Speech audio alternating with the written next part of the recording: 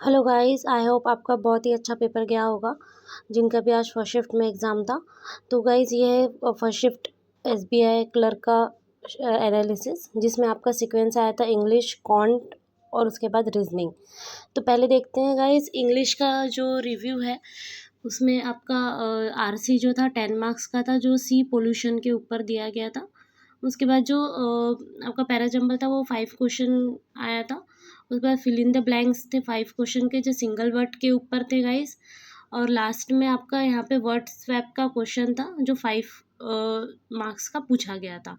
उसके बाद हम देखेंगे गाइस कि क्वांट के लिए जो आपका पेपर आया था वो किस तरह के क्वेश्चंस पेपर में पूछे गए थे।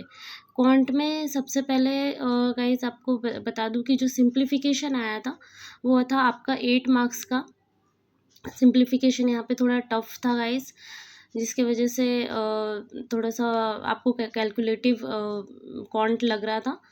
और सिंप्लीफिकेशन के 8 क्वेश्चन आए हुए थे। उसके बाद था गाइस अरिथमेटिक। अरिथमेटिक के एज यूजुअल जो टॉपिक्स होते हैं उसी के ऊपर 1 क्वेश्चन आए थे, जो कि 12 मार्क्स के दिए गए थे। और लास्ट में आपको डीआई था। डीआई के गाइस 3 डीआई आए थे। एक पहला आया था टेबुलर, और उसके बाद टेबुलर में जो एक्स वाई पैटर्न में होता है उस तरह का टेबुलर के क्वेश्चंस आए हुए थे।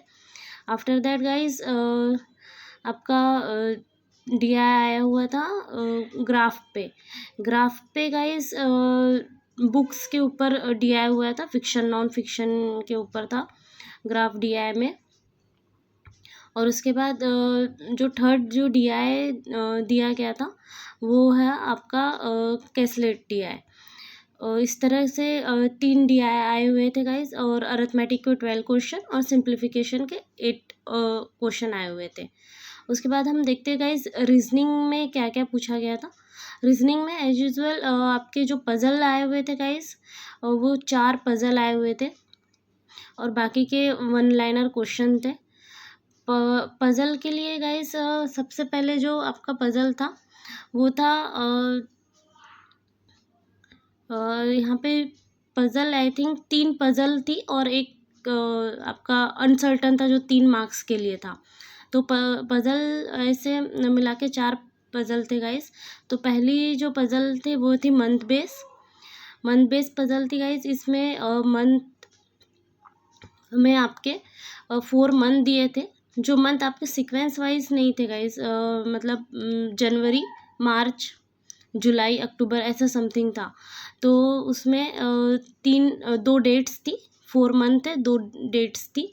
डेट्स में गाइस एक 7 था और एक 20 करके डेट दिया हुआ था। उसके बाद है गाइस जो सेकंड पज़ल आई थी वो आपकी फ्लोर पज़ल थी, जिसमें 8 मेंबर थे। 8 मेंबर पीपल थे यहाँ पे, जिसमें वेरिएबल बेस पज़ल थी। इसको आपको सॉल्व करना थोड़ा डिफ़िकल्ट था गाइस, इजी नहीं थी ये पज़ल। उसके बाद जो थर्ड पज़ल थी वो है प्रोडक्ट। नेक्स्ट पज़ल जो आई थी गाइस वो था प्रोडक्ट परचेस के ऊपर, जिसके आपके 5 क्वेश्चन दिए हुए थे। इसे भी आपको अरेंज करना था इस तरह से गाइस।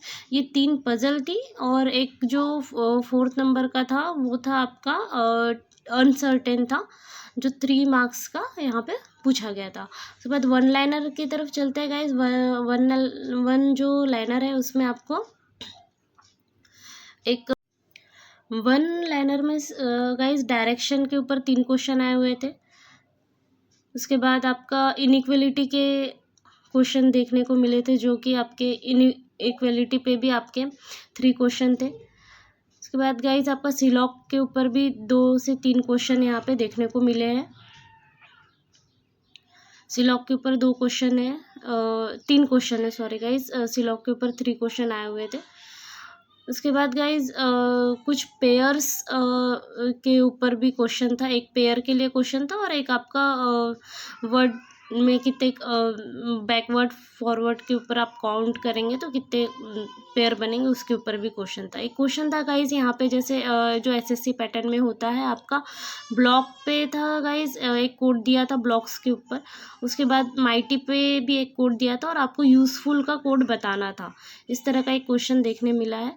उसके बाद गाइज जो मीनिंगफुल वर्ड्स लेटर यूज़ करके, अब एक वर्ड है आपका, आई थिंक जो वर्ड है वो है पावरफुल, यस पावरफुल वर्ड है, और इसके कुछ लेटर्स से आपको एक मीनिंगफुल वर्ड्स कितने बनेंगे ऐसा बताना था। और उसके बाद एक और क्वेश्चन था गाइज यहाँ पे था इम्पैक्टफुल, जिससे बैकवर्ड फॉरवर्ड काउंट करके कितने पेयर बनेंगे उसके ऊपर ये क्वेश्चन था गाइज। तो इस तरह से आपका आज का जो फर्स्ट शिफ्ट का पेपर है गाइज वो ऐसा आया हुआ था। देखिए गाइज, मिस मैंने आपको बताया था कि एक जो पजल थी वो अनसर्टेन थी, जिसके 3 क्वेश्चंस थे। तो ये इस तरह का आपका आज का एसबीआई फर्स्ट शिफ्ट का एनालिसिस है गाइज। अगर आपको मेरा वीडियो यूज़फुल लगे तो please like, share and comment और subscribe my channel. Thank you very much guys. आप इसका स्क्रीनशॉट ले सकते हैं। Thank you very much guys.